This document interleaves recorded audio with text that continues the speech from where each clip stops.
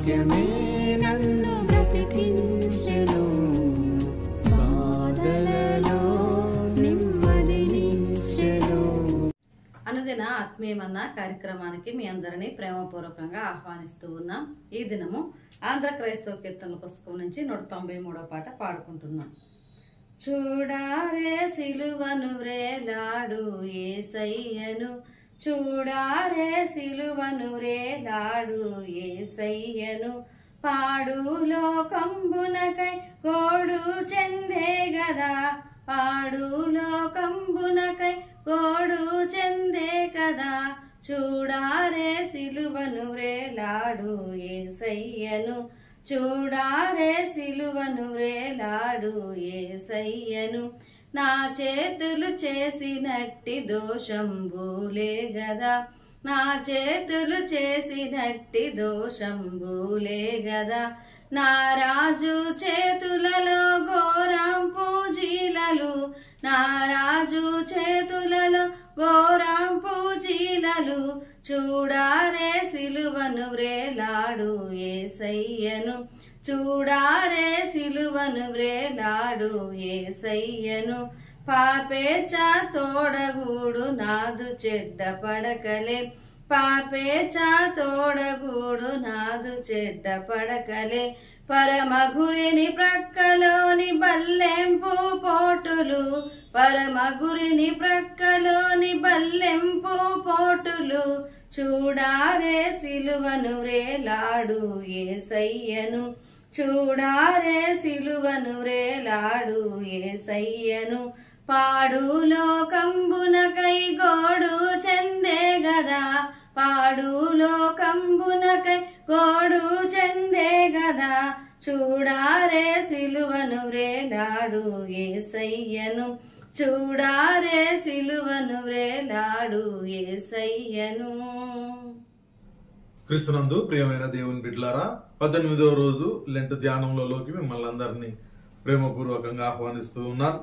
ఈ సమయంలో యేసుక్రీస్తు మనలో ఉన్న కొన్ని లక్షణాలను ఖండిస్తూ ఉన్నాడు. వాటిని మనం జ్ఞాపకం చేసుకుంటూ వస్తున్నాం. ఈ రోజు మనం జ్ఞాపకం చేసుకుంటే లూకా సువార్త 10వ అధ్యాయంలో మనం చూస్తాం కదా, రోగుల పట్ల కనికరం లేకపోయే విషయాన్ని గురించి ఆయన ఖండిస్తున్నట్లుగా మనం చూస్తూ ఉన్నాం.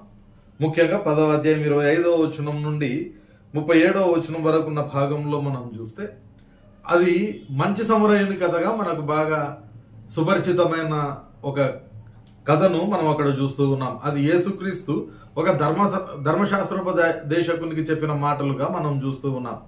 అయితే అందులో మనం ఎక్కువగా మంచి సమరయుని మీద కాన్సన్ట్రేట్ చేస్తూ ఉంటాం, కానీ ఈరోజు మన అంశాన్ని బట్టి మంచి సమరయుని మీద కాకుండా ఆ రోగం బారిన పడిన వ్యక్తి ఎవరైతే చావు బ్రతుకుల మధ్యలో ఉన్నారో అతనిని చూస్తూ కూడా ఏమాత్రం పట్టించుకోకుండా వెళ్ళిపోయిన ఆ యాజకుడు మరియు లేవీయుని గురించి ఈరోజు ధ్యానం చేయాలని నేను ఆశపడుతూ ఉన్నాను. క్రీస్తునందు ప్రియమైన దేవుని బిడ్డలారా, దేవుడు ఖచ్చితంగా రోగులను మనం పరామర్శించాలి, వారికి తగిన విధంగా పరిచర్య చేయాలి, అటువంటి కనికరం గల హృదయం మనం కలిగి ఉండాలని ఆయన ఆశపడుతూ ఉన్నాడు. అయితే అనేక సార్లు మనం దానిని చేయలేకపోతూ ఉన్నాం. ఇక్కడ మనం జ్ఞాపకం చేసుకుంటే ఈ మంచి సమరయుని కథలో మనం చూస్తాం కదా, మొదట ఒక యాజకుడు ఆ దారిన వెళ్ళుట తటస్థించను అనే మాటను మనం చూస్తున్నాం 31వ వచనంలో. అప్పుడు ఒక యాజకుడు ఆ త్రోవను వెళ్ళుట తటస్థించను, అతడు అతనిని చూచి ప్రక్కగా పోయాను అనే మాటను మనం చూస్తూ ఉన్నాం. ఎందుకొరకు యాజకుడు అక్కడికి వచ్చి ఏమాత్రం కూడా పట్టించుకోకుండా వెళ్ళిపోతున్నాడు అని ఆలోచన చేస్తే, లేవియా కాండంలో యాజకులకు సంబంధించిన ఒక నియమాన్ని మనం అక్కడ చూస్తాం. 21వ అధ్యాయము 1 నుండి 4 వచనాల భాగంలో చూస్తే, మరియు యెహోవా మోషేతో ఇట్లనెను, యాజకులకు అహరోను కుమారులతో ఇట్లనము, మీలో ఎవడును తన ప్రజలలో శవమును ముట్టుట వలన తన్ను అపవిత్రపరచుకొనరాదు. అయితే తనకు సమీప రక్త సంబంధులు అనగా తన తల్లి, తండ్రి, కుమారుడు, కుమార్తె, సహోదరుడు, తన సమీపముగానున్న శుద్ధ సహోదరియగు అవివాహిత కన్యక అను వీరి యొక్క శవమును ముట్టి తన్ను అపవిత్రపరచుకొనవచ్చును. అతడు తన ప్రజలలో యజమానుడు గనుక తన్ను అపవిత్రపరచుకొని సామాన్యునిగా చేసుకొనరాదు కాబట్టి మొట్టమొదటిగా ఈ నియమము ఒకవేళ ఆయనకు సహాయం చేయడానికి అడ్డు వచ్చి ఉండొచ్చు, కానీ ఆ నియమము ఎక్కడి వరకు వర్తిస్తుంది అని మనం చూస్తే చివరి వచనాల్లో మనం చూస్తాం. లేవియాకాండం 21వ అధ్యాయము 21 నుంచి 23 వచనాల్లో మనం చూస్తే, యాజకుడైన అహరోను సంతానంలో కళంకము గల ఏ మనుష్యుడును యెహోవాకు హోమద్రవ్యములను అర్పించుటకు సమీపించకూడదు. అతడు కళంకము గలవాడు, అట్టివాడు మన దేవునికి ఆహారం అర్పించుటకు సమీపించకూడదు. అతి పరిశుద్ధమైనవే గాని తన దేవునికి అర్పింపబడు ఏ ఆహార వస్తువులనైనను అతడు తినవచ్చును. మెట్టుకు అతడు కళంకము గలవాడు గనుక అడ్డతెర ఎదుటికి చేరకూడదు, బలిపీఠమును సమీపించకూడదు, నా పరిశుద్ధ స్థలములను అపవిత్రపరచకూడదు. వారిని పరిశుద్ధపరచు యెహోవాను నేనే అని వారితో చెప్పుము. అట్లు మోషే అహరోనుతోనూ అతని కుమారులతోనూ ఇశ్రాయేలీయులందరితోనూ చెప్పాను. కాబట్టి 21వ అధ్యాయంలోని మొదటి 4 వచనాలు అపవిత్రపరచుకోకూడదు అనే విషయం ఎప్పుడు వర్తిస్తుంది అనంటే, వారు దేవాలయంలోనికి వచ్చి పరిచర్య చేయడానికి సిద్ధపడుతున్న సమయంలో మాత్రమే వారు అపవిత్రపరచుకోనకూడదు అని స్పష్టంగా ఇక్కడ తెలియజేయబడుతున్నట్లుగా మనం చూస్తూ ఉన్నాం. అయితే రెండవ వ్యక్తిని మనం జ్ఞాపకం చేసుకుంటే లేవీయుడు అనే మాటను మనం అక్కడ చూస్తూ ఉన్నాం. మొదట 31వ వచనంలో యాజకుడు ఆ త్రోవను వెళ్ళుట తటస్థించను అనే మాటను మనం చూస్తూ ఉన్నాం.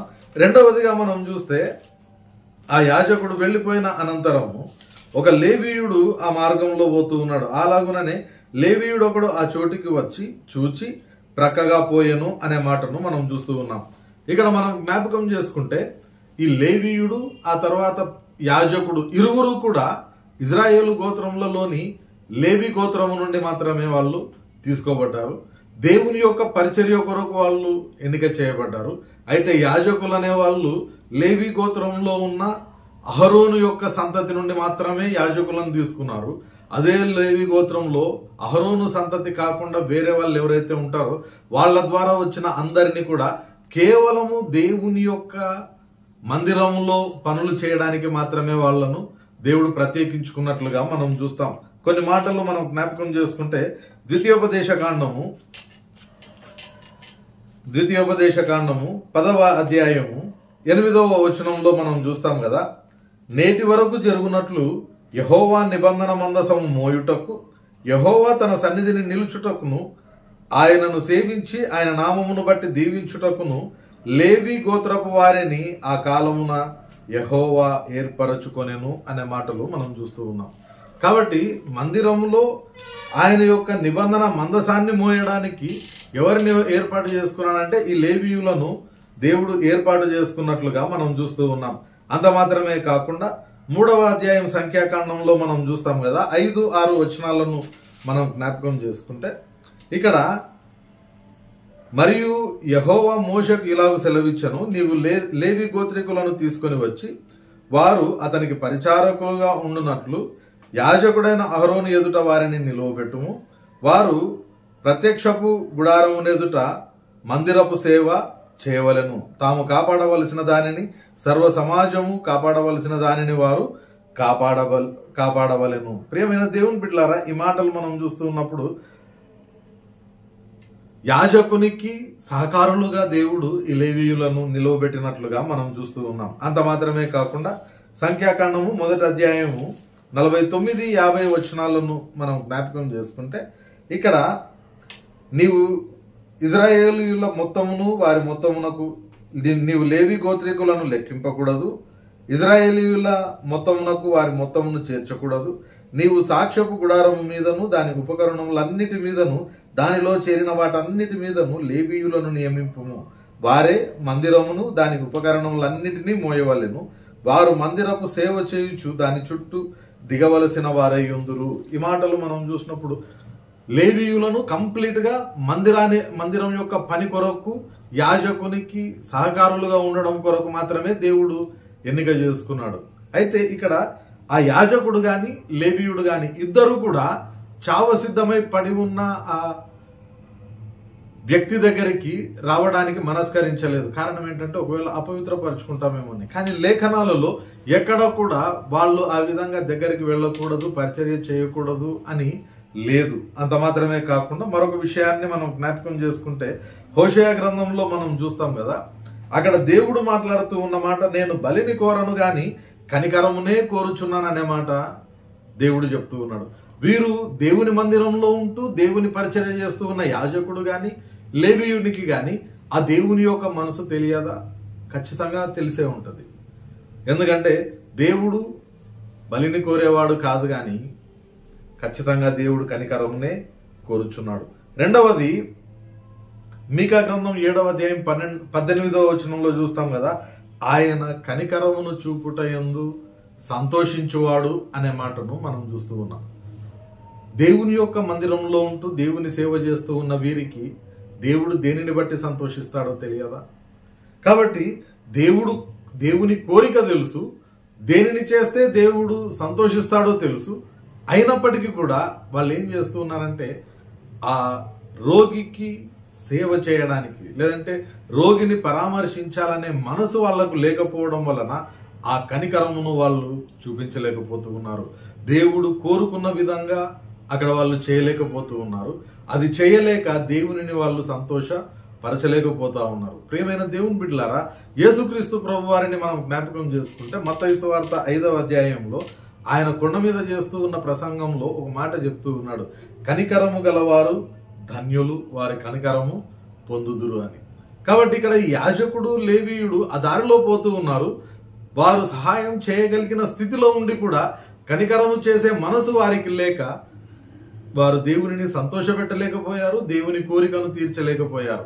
ఈసారి దేవుని ఎదుట వారు తీర్పుకు నిలబడిన సమయంలో వారికి అవకాశం ఉన్నప్పుడు ఎందుకు చేయలేదని దేవుడు వారిని ప్రశ్నిస్తే ఎలా వారు దేవుణ్ణి ఎదుర్కొంటారో అది వారికే తెలుసు.